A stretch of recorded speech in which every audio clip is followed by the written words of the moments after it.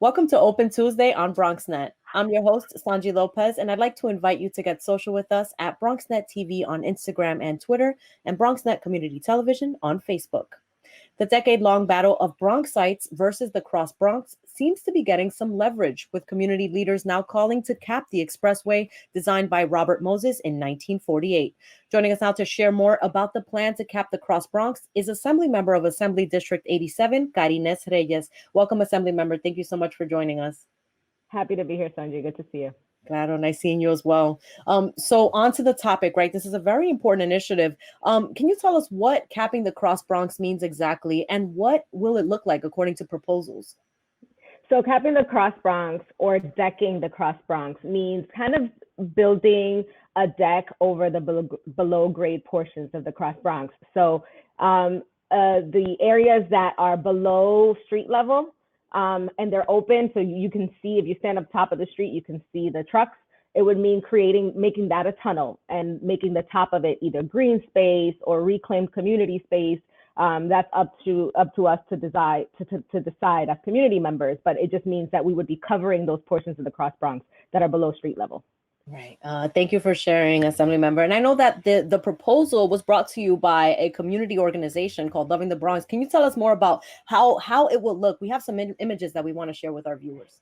Yeah, so Loving the Bronx actually came to me with this years ago, and it's a study that was developed by Dr. Peter Muning from the Columbia University Mailman School of Public Health, where they study just asthma rates and things that they can do in major highways or urban cities to address kind of the pollution in those areas. And the Cross Bronx was one of those. So particularly the Cross Bronx, because when it was designed by Robert Moses, it divided our borough into two parts, the South and the North Bronx. And because it's an interstate, we get tons of commercial traffic and trucks going through the area, oftentimes idling because of the amount of traffic. And then all those pollutants get into the air and get into the residences of our neighbors that we know many of them live right on the side of the Cross Bronx. And people who live in these areas can testify to the amount of soot and stuff that comes into the apartment that's debris from the Cross Bronx. Absolutely. And Assemblymember, I'm wondering, how cost effective and feasible is this new plan? And if it's approved, how long should we expect it to take? Well, it's clearly a very ambitious and costly plan, right? That's not to say the least, but some estimates hover around $750 million. I believe it's probably going to cost more than that, right? When you factor in just the work that has to get done. And it's feasible. Well, once it's physically feasible to do, because there is precedent. We've seen it in the Freeway Park in Seattle on top of the I-5, and most notably, the Boston's Big Dig had a very similar project to this. The feasibility of the cost of it is, of course, contingent on the federal infrastructure plan. And this is what we've been trying to do, that now the new Biden administration has put forth this $4 trillion infrastructure plan, 2.25 trillion of it, which is supposed to go to actual infrastructure. For us, we see it as an opportunity to really make sure that we bring in the funds to complete this project. And it's $20 billion of it that is meant to reconnect communities that have been divided by highways and urban renewal, and that's the money that we want to tap into. And we've been working to make sure that our U.S. Senate delegation and people in Washington know that this is very important for the Bronx and for the city of New York.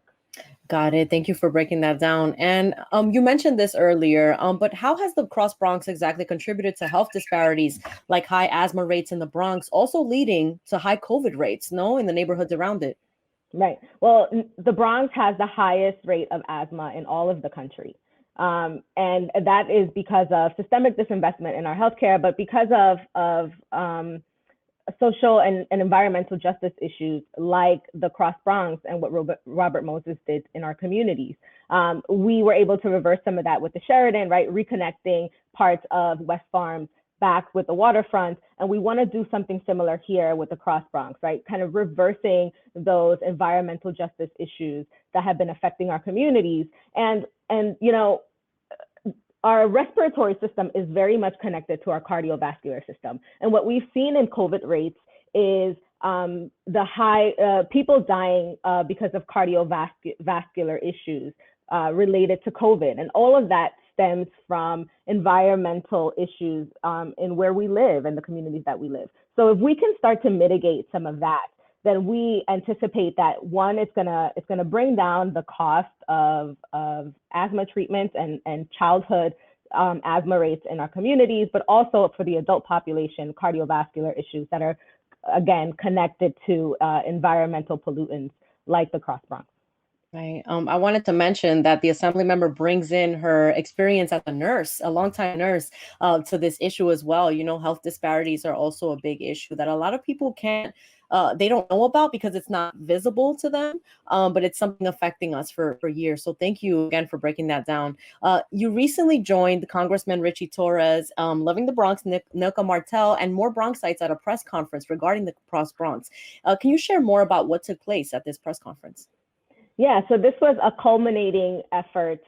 We've been working on this issue. The moment that this federal infrastructure plan was announced, we saw it as an opportunity to pounce on the idea of making sure that the Bronx is represented and in the forefront of this planning. So my office, along with the federal, state, and local electeds from the Bronx, sent a letter to Pete Buttigieg, who is, of course, spearheading the infrastructure plan efforts for the Biden administration, to let them know about this plan and how we were requesting that this plan be, that the Cross Bronx be included in the federal infrastructure plan. We also sent a letter to the U.S. Senate delegation asking them to advocate for this proposal in the final plan, if and when it passes. And also we started that petition, and we wanted to kind of bring attention to all the efforts that were taking place. And how we want people to know that we haven't forgotten about this issue, that this is an issue that's very important to us. I mean, I live in the area, I breathe the pollutants as well, my children breathe the pollutants as well. And for me, it's about a public health issue, particularly during COVID, right? We have to be creative and think about the ways that we can be addressing all these issues that have been affecting us long term. And it's gonna take more than just throwing money at healthcare. It's going to mean that we're going to need community leaders like Nilka Martell, like Loving the Bronx, to be creative and think about ways that we can address all the issues that are facing Bronxites. Absolutely. And have we heard back from Pete Buttigieg regarding adding this to the infrastructure plan? Well, if you follow federal politics, you know that this is a very contentious plan, and they need to first pass it. So we haven't heard back, but we did host Senator Schumer right here in the Bronx, in the 87th district. He came by and we talked about this issue and how important it is for us.